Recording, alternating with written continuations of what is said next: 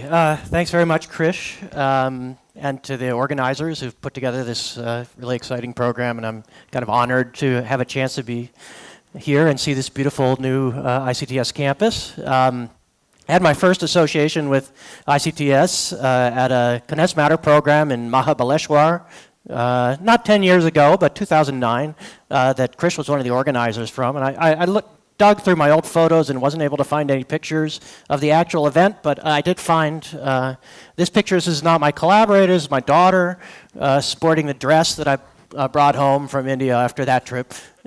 So we all have good memories. As the ICTS has, she's also grown up quite a bit during that time. The other two here are a student and a postdoc who worked with me on this topic. Okay. Great. So the last talk, Shankar told about all the exciting developments in the pursuit of these Majorana zero modes. These are an exotic excitation which is enabled by a topological phase. And topology has been one of the dominant themes in condensed matter physics over the past decade or so. I think the next talk will probably also revolve heavily about topology. But even a little more recent than that, the other kind of yang to that yin in our field, and which is really stretched beyond that into quantum information, and is playing a big role in high energy physics these days, is the study of entanglement. And this talk is more in that direction. To any people who are not familiar with entanglement, it's an old idea that arose in the early days of quantum theory. The basic sort of avatar, if you want, of quantum entanglement is the EPR, Einstein-Podolsky-Rosen pair. You can imagine Alice and Bob each having hold of a two-level system, a spin, which could point up or down. The system can be put into a superposition of states in which Alice's spin is up and Bob's is down, and vice versa, so that the state of either spin is completely uncertain, but they're perfectly correlated with one another. Einstein pointed out that this state is very, very strange from our point of view. It contains definite information, but that information is stored completely non-locally. It has no particular position in space. As a consequence, quantum mechanics doesn't obey local realism. There are bizarre consequences, such that if you measure one of these quantum systems, you determine the state of the other one, even though it's very far away. Einstein called that spooky action at a distance, spukhafte Fernwirkung. In our field, we're interested in entanglement of many degrees of freedom, really large systems, and we can ask the question: how entangled is some subsystem or some subregion A with the rest of a system B? And one way to answer that question is to talk about the entanglement entropy. What one does is I see it's probably not working on this projector. No, here we go. Okay, is define the reduced density matrix. You take the state of the system, which is a wave function psi, and construct the reduced density matrix tracing out the subsystem B. This new density matrix is a kind of statistical density matrix, and you can evaluate its information entropy. There's a von Neumann entropy. It's called the entanglement entropy. Basically, this quantity measures the extent to which the wave function is not a product between wave functions of state A and state B. So it's a kind of quantitative measurement of entanglement. For example, if we constructed a state which is everywhere a product state between degrees of freedom in A and B, except for P EPR pairs that span the boundary, then this entanglement entropy is P log 2. So we've learned a lot about entanglement entropy. One of the basic facts about it is if you take a large system containing many, many degrees of freedom, and you consider the entanglement entropy of a large region A, of that system in its ground state. So at low temperature, a typical system which has local interactions, particles push on each other only locally, it often has a product-like ground state. You can think of the state as a product over subregions. For a state like that, we'd expect that the entanglement entropy is just proportional to the number of blocks that are cut by the boundary that you draw. And so it obeys what's called the area law. The entanglement entropy of this subregion A here is proportional to the area of the boundary of the cut.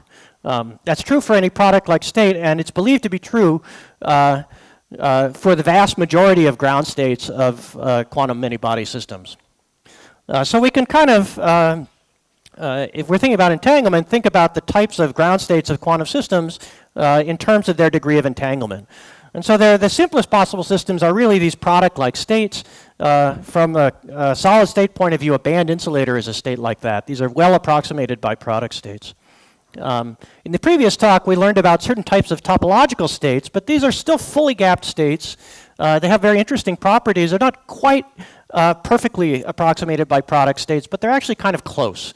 And so only small errors are made in approximating them as product states. That includes the Majorana fermion states that Shankar talked about. There are other states which are quite badly approximated by product states. Typically, these are states which are more gapless. They have low energy excitations. These are things like a Dirac fermion, for example, or in general, a conformal field theory is like this. However, even these states still obey the area law of entanglement entropy. There's kind of the worst case, or the best case, depending what you think. The most entangled states are those which don't even obey the area law of entanglement entropy. These are kind of the furthest from topological states almost, in some sense. The simplest example of a state like that is actually a metal. But there are more exotic versions, strange metal states, certain types of quantum spin liquids, heavy fermion systems that fit in this category, and that's really the subject of this talk. Okay, so we're kind of on the other end of the spectrum from topological phases. I'm going to take a look at this thing. Okay. So what is a metal? Shankar yesterday chatting pointed out to me that many people probably don't know what a metal is. You know, a shiny thing here is a metal. Okay. The forks and knives that were given in the cafeteria over there are metals. To condensed matter physicists, we kind of define a metal by something that conducts. Okay, you apply a small electric field to it, it carries an electric current. Okay, that's certainly what the engineers would say. If I want to be a purist, a metal is something which conducts in the limit of zero temperature. We can also talk not just about electrical conductivity, but about thermal conductivity. We could talk about a thermal metal is something which conducts electric heat current in the presence of a temperature gradient. That's this quantity kappa over here. It defines the thermal conductivity. That's non-zero in a thermal conductor. So arguably, this is the most important practical aspect of materials. All the experiments we do on materials, including the ones that Shankar talked about, which are really precise and have most practical applicability, use transport of charge and of heat, or maybe both. It's sensitive, it's versatile, and they probe, and from the physics point of view, science point of view, they probe physics on the longest length scales and the lowest energies.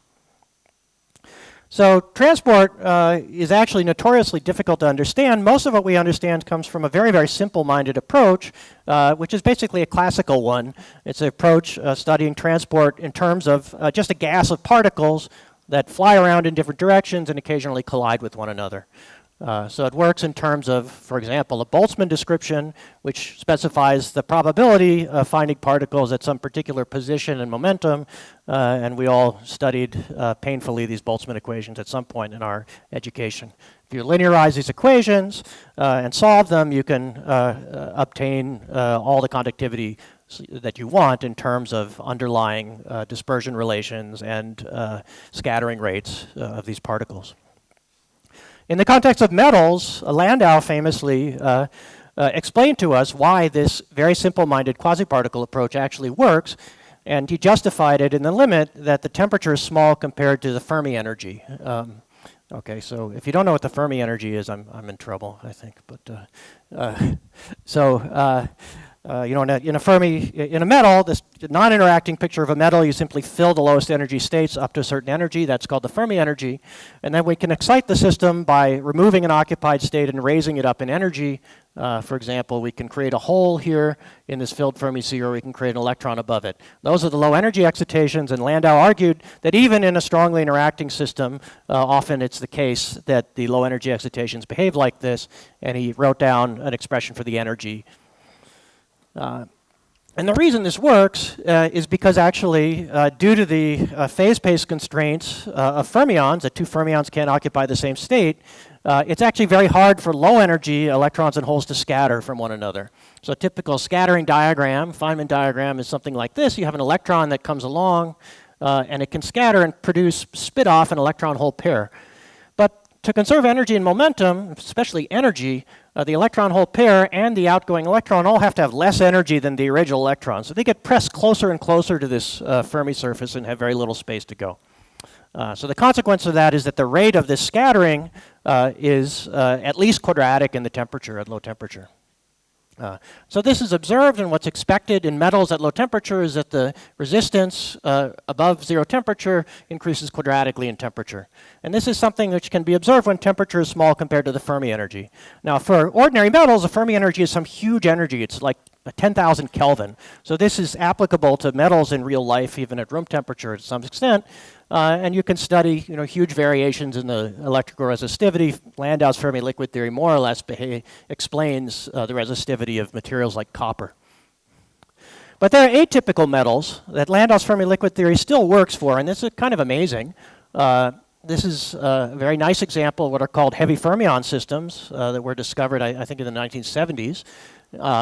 These are a couple of the earliest measurements of not resistivity. The bottom is resistivity and the top is specific heat for cerium aluminum-3. It's a prototypical heavy fermion material. From this data you can see that the specific heat is linear in the temperature with a coefficient that's called the Sommerfeld coefficient. And the resistivity is indeed quadratic in temperature. This is resistivity versus T squared. It's a nice straight line. The difference is if you compare gamma and A to their value in copper, they're all enormous. Gamma is about 1,000 times bigger than it would be in copper, and A is about 10 to the 6 times bigger than it would be in copper. And moreover, you only see these behaviors when temperature is small compared to the Fermi energy. And what's weird is the effective Fermi energy in this system is an energy of order only a few degrees Kelvin rather than 10,000 Kelvin. The most extreme limit is what's called a non-Fermi liquid, sometimes a strange metal, where one never observes this quadratic temperature dependence of the resistivity. So famously, the high temperature cuprates behave like this in some regime. There are actually many other materials that do this. Often, the most interesting unconventional superconductors behave like this above the superconducting TC. This is a very difficult theoretical problem to describe systems like this because we know that the quasi-particle picture is not working, and what do we replace it with? That was the only way we were able to even understand transport. It's very difficult even to find models which display this non-quasi-particle behavior. So that's where this Sachdev-Ye-Kitaev model comes in. Luckily, I've just learned that David Gross and I presume Vladimir Rosenhaus are going to be giving a whole series of lectures on this model next week. So anything that you don't understand from my talk, I can trust that David will explain carefully next week. So this is a model of electrons. You can think about it as just a model of a very complicated, strongly correlated atom. You have n orbitals in which those electrons could reside, like the s, p, d, f orbitals of an atom, and they have kind of arbitrarily complicated random interactions between them. These interactions are specified by some numbers, u, i, j, k. So this is a sort of cartoon for this, and statistically these interactions are just arbitrary. So what's nice about this model is it can be exactly solved in the large n limit. Actually, that model was exactly solved back in '93 by Sachdev and Ye. That's why the SY here. And what they showed was that it's possible to find an exact sum of the Feynman diagrams to calculate properties of this model. This is maybe too detailed for this audience, but the self-energy of an electron is just gotten by computing this diagram using the fully dressed Green's function, including the self-energy. So this turns into some self-consistent equations. Green's function is the inverse in frequency space. Has this function sigma of frequency in the denominator, but then its Fourier transform is essentially the cube of the Green's function in the time domain. So because this is in frequency and this is in time, this is a non-trivial integral equation to be solved. But it's not too difficult to show that its solution at low frequency behaves like 1 over square root of omega.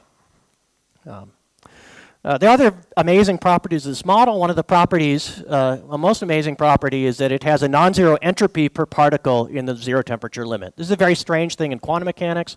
Quantum mechanics tends to avoid degenerate ground states. But that doesn't happen here. Actually, it has a very large entropy. It means that the spacing between low energy states in a system of a large number of electrons is extraordinarily tiny. So this is kind of gives you a reason why this thing could become a non-Fermi liquid, because electrons have a lot of states they can scatter into, even at low energy. It's very different from a usual Fermi liquid. Another property of this thing is typical for a metal. It's compressible. It means that the ground state energy as a function of the charge density is quadratic around its minimum. That means if you apply a little change in pressure, a little change in chemical potential, the charge density shifts linearly. So this is kind of a summary of properties, basic properties of the SYK model. That's probably what was thought about heavily before 2015. At that point, Kitaev recognized this model, presented a slightly simplified version of it, and computed a number of properties and pointed out that this model is actually the simplest model displaying very strong quantum many-body chaos. He computed this Lyapunov exponent and showed that it saturates a certain bound on this Lyapunov exponent at low temperature. And now it's become of interest to a very broad community. This is a little cartoon drawn by Douglas Stanford at IAS. It's known actually to be dual to a certain ADS2 theory. It's an interest for studying chaos. And in this talk, I'm trying to use it to say a little bit about these strange correlated metallic states. Okay, so as I said, for more details, you'll learn all about it next week, apparently. This SYK model is a beautiful model, but it's kind of a model that corresponds to a localized lump of electrons or an atom.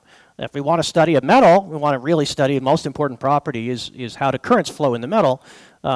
So we can, as actually a number of people have done, try to build up extensive systems where charge and heat can flow. So you just think about building up a lattice of these SYK atoms. They're characterized by the SYK interactions. That's these U's here. And in addition, we let electrons hop between these atoms. Okay. So if you're a condensed matter physicist, or you ever took a condensed matter course, apart from having far too many indices, I, J, K, L here, you might recognize this as kind of a very famous model of electronic physics, the Hubbard model. It's just exactly the same form as the Hubbard model. You have a two electron interaction and you have a hopping between them. Okay.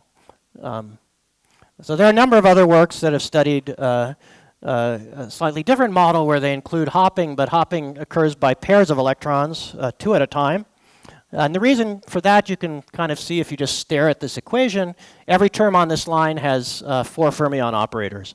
That means everything is kind of the same dimensionality, and because of that, this becomes a scale invariant problem. However, it's not so physical for electrons to hop between atoms 2 at a time, so we'll return to this one. Now, these two terms have different number of electron operators. So our intuition from quantum field theory, if that's your area, will tell you that that smaller number of field operators are more important. So in the parlance of renormalization group, this is a more relevant interaction term than this one. So there's some strong competition going on between the strong interaction and perhaps weak hopping. In a renormalization group point of view, what we will say is this hopping term is a relevant perturbation on top of this SYK model interesting non-Fermi liquid state, and it will describe some flow. Actually, what I'll claim is it describes a flow as a function of energy as we go from high energy to low energy from this SYK non-Fermi liquid state to a very strongly correlated Fermi liquid. So that the virtue of these SYK models is that they actually can be solved. They're a very novel kind of large n limit, and they can be solved not only for the original model but also including this hopping. By the same sort of diagrammatic method, all that happens is that we end up with an extra term in this self-consistency equation here related to the hopping. So these equations, okay, I don't expect you to absorb them, apart from that if you've encountered them, they're very similar to the equations of dynamical mean field theory. And they have a nice scaling property. Just by rescaling variables, we can define a new energy scale, EC here, and measure energies or frequencies in those units and times in those inverse units, and non-dimensionalize this equation so that except for the appearance of one dimensionless parameter, t tilde over u, the whole equations are dimensionless. So in the interesting limit, where we're very close to this SYK physics, so that the hopping is very small, we could almost neglect this term. We can think of this coefficient as 0 plus, and it becomes a completely dimensionless problem. Then we learn that everything is phrased in terms of this emergent energy scale, t squared over u. So if you're an aficionado of the Hubbard model, you know that's the low energy scale that emerges for the exchange of spins when you have a half-filled Hubbard model with a large correlation energy. So this will play the role of this very small Fermi energy that we encountered in heavy fermion systems. So you can basically work everything out here. I won't go through the details of how you actually solve this thing. Skip a few things. One of the interesting features is that this entropy is completely quenched. That's removed, as we expect for any generic quantum system. And when it's removed at low temperatures, the specific heat has the usual behavior of a metal. It has this Sommerfeld T-linear behavior, but the coefficient is actually inversely proportional to this tiny correlation energy. So this explains the large effective mass. The compressibility is not changed. Transport, let me turn to that. Now we really don't have quasi-particles. We have to rely on hydrodynamic formulation, really calculate based in terms of fundamental principles that were taught to us first by Einstein, who pointed out that we can relate the conductivity to thermodynamic compressibility and diffusion constant, and we can determine the diffusion constant from this solution of the SYK model. One of the unique features is that when the temperature is large compared to this correlation energy, the resistivity and also the thermal resistivity, T over kappa, both become linear in temperature. So the kind of power of this model is you can actually calculate everything with all prefactors, including the dimensionless ones. So there's a very famous quantity called the Wiedemann-Franz ratio. It was one of the earliest things studied in metals, and it's known for usual metals at low temperatures. This ratio of the thermal conductivity to the electrical conductivity with this factor of temperature approaches a constant pi squared over 3. And this is true in almost all metals, even in heavy fermions, where it only occurs at very low temperatures below, a Kelvin or 2. And indeed, we can see this happens for this SYK model. One of the most amazing things that was appreciated in the once heavy fermions were discovered is actually there's a kind of almost universality to the ratio of this resistivity coefficient to the specific heat coefficient, gamma. If you take the ratio of A over gamma squared, I mentioned they're both very large in heavy fermions. You can plot them against one another. This is called the Kadowaki Woods plot. These are many, many different materials plotted, from simple metals like iron or nickel up to very complicated, here's some organic salt. A bunch of these are heavy fermions. You maybe can't see, but the vertical axis spans something like 9 orders of magnitude, and yet these all lie on the same axis. And this thing actually just falls out of this strange lattice of SYK models. Okay, so just to summarize, it's a very, very simple model. You can solve it exactly. Theorists have been looking for a long time for prototypical models that might describe strange metallic behavior in strongly correlated Fermi liquids, and this is a very simple one, which really bootstraps a lot of understanding of these interesting physics of this SYK system in 0 dimensions. So I just want to, I'm running out of time. I want to mention future applications. This is a disordered system we've studied. It's interesting to try to extend it to non-disordered systems. So there's something called tensor models, which are non-random models, which kind of generalize a lot of the SYK physics, and we started looking at them recently. They're interesting to apply to magnetic systems, where of course you can't study electrical conductivity, but you can study thermal conductivity.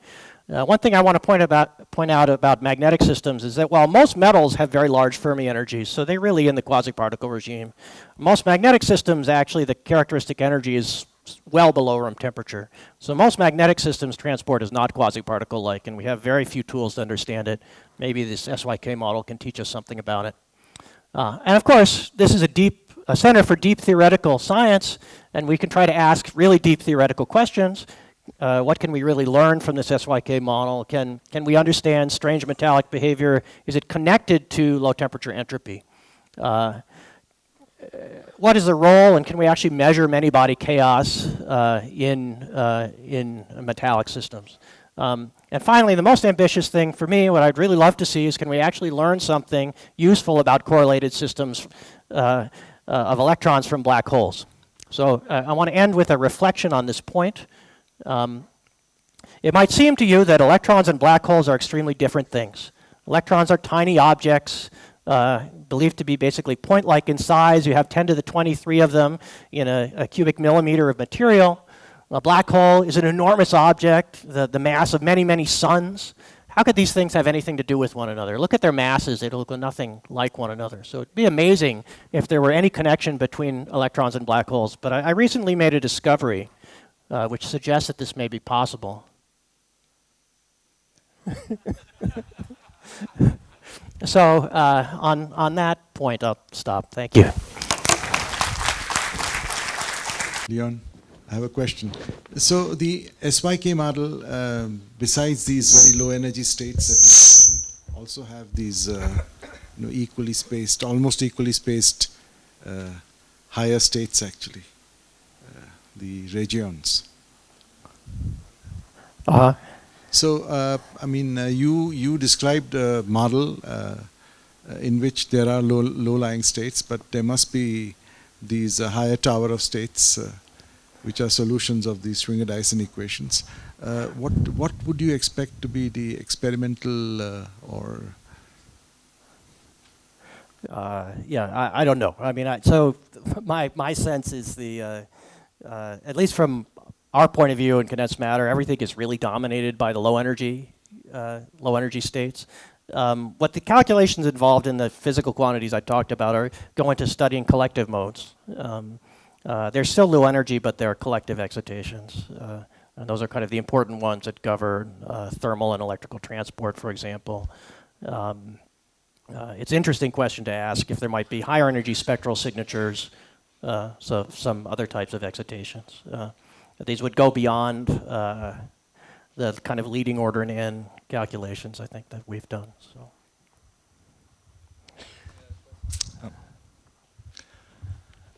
Is there some idea how to do experiment and how to realize SYK model and how to measure like a Lyapunov exponent, or do you have any idea about that? Condensed matter and atomic, molecular, optical physicists like to play this game of trying to realize exotic models. There have been a number of proposals. The most reasonable one, I think, is a connection to the previous talk, actually.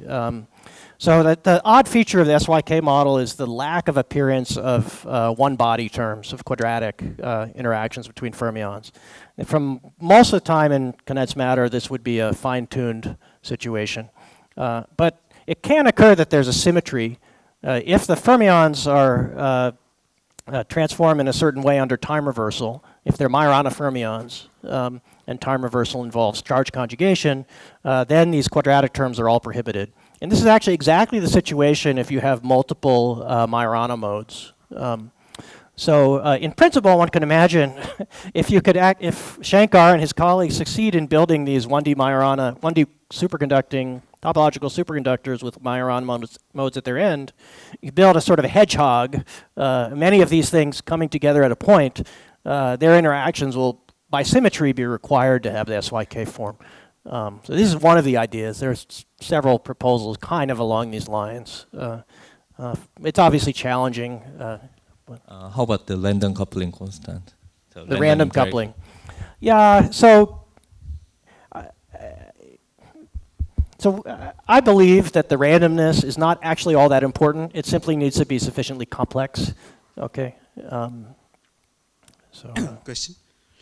Can you comment on the density and whether one can achieve an insulating state in the system?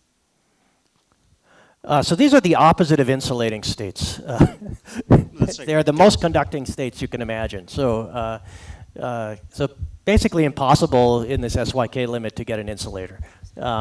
So actually I could step back. So if the fermions themselves don't carry charge, then it can be an insulator. So there's actually the original work of Sachdev and Ye was actually studying an insulating magnetic system where they introduced fermions that were neutral Abrikosa fermions, essentially, to try to describe the spin degrees of freedom. So it's possible that there could be applications along these lines, but it brings with it additional complications that I'd be happy to talk about, but certainly... Yeah. What would be the outcome of a short noise measurement to the strange metals? Would it still give you a charge E? Well, that depends on your model of a shot noise, a model of a strange metal. So in this high temperature limit, one would see charge E shot noise of this particular model, yeah.